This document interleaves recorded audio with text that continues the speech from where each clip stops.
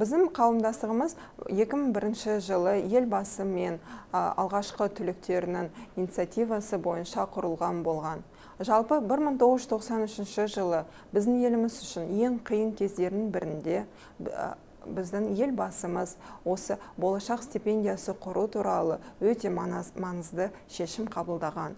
Бұл шешім 12 мыңнан астам болашақ түлектердің өмірлеріне үлкен қолдау көрсетіп, үлкен өзгеріс жасап, әлемдік ең үздік университеттерінде оқуға көмек жасаған. Біздің қауымдастығымыздың екі ең үлкен мақсаты бар.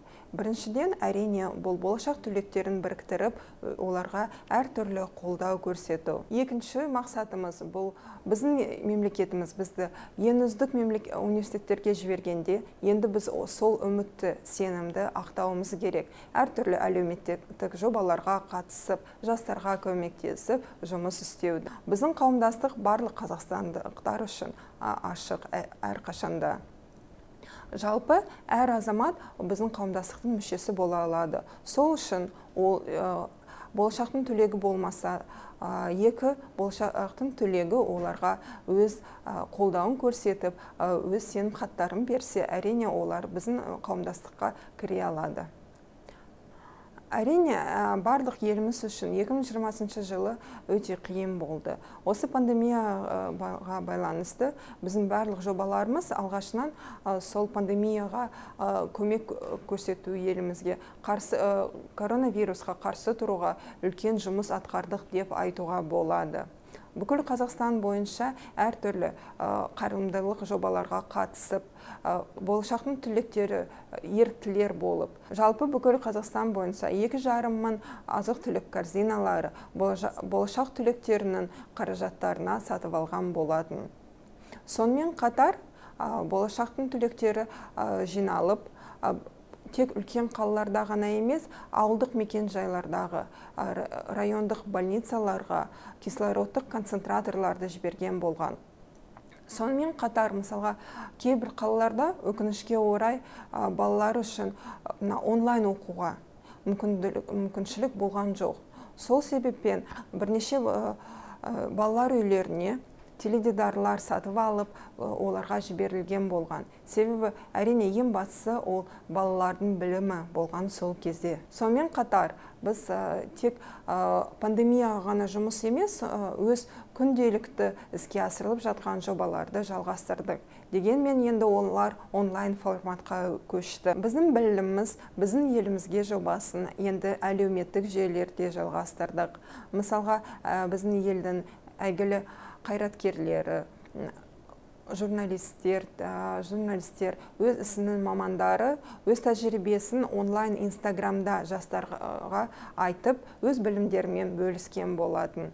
Және де біз диалогтық аланды, жаңа диалогтық аланды бастадық. Дармен Садуақасовтың модераторлығымен әртүрлі экономикалық маңызды сұрақтарды көтеріп талқылау площадкасын Facebook алаңында өткіздік. 2001 жылдан бастап біздің қауымдастық әрқашанда болашақтың түлектеріне жұмыс табу мақсатында жұмыс істеген болған. Біз үшін өте маңызды күнделікті жұмыс берушілермен жұмыс істеу. Көптеген жұмыс берушілер қазіргі кезде біздің серіктестеріміз. Олармен күнделікті байланыста болып, апта сайын болашақтың түлектеріне әртүрлі вакансияларды жібереміз міндетті түрде. Ол барлығы қазіргі кезде онлайн форматта өтеді. Әрине, 2020 жылы бұл жұмыс үшін, экономика үшін қиын жыл болды да, көптеген адамдар өз жұмыс орындарын жоғалтты. Сонымен қатар, мен айта аламын, болашақтың түлектері өз компетенцияларын, білімін, біліктігін көрсетіп, жұмыс берушілерге қызықты болды сол кезде де. Біз өз серіктестермен жұмыс істеп, сол кезде де осы вакансияларды жариялап, жазып жаттық біздің болашақтың түлектеріне. Биыл біз өз 20 жылдық мерейтойымызды атқарып жатырмыз. Осы 20 жыл ішінде болашақ қауымдастығы әртүрлі деңгейде 500-ден астам әртүрлі әлеуметтік жобаларды іске асырған болатын. Сол жобалардың ішінде English for жастар жобасы. Бұл ауылдық мекен жайлардағы орналасқан мектеп оқушыларға ағылшын тілі үйрету жобасы болған. 5,5 мыңнан астам қазақстандық мектеп оқушылары осы жобаға қатысқан болған. Бұрын жаңа айтып кеткен жобамыз біздің елімізге. 20 жыл ішінде 500-ден астам әртүрлі кездесулер өткізген болатын. Ол барлық Қазақстанның 17 аймағында өткізілген. Және де біздің үшін өте маңызды өз ана тілімізді, қазақ тілімізді қолдау.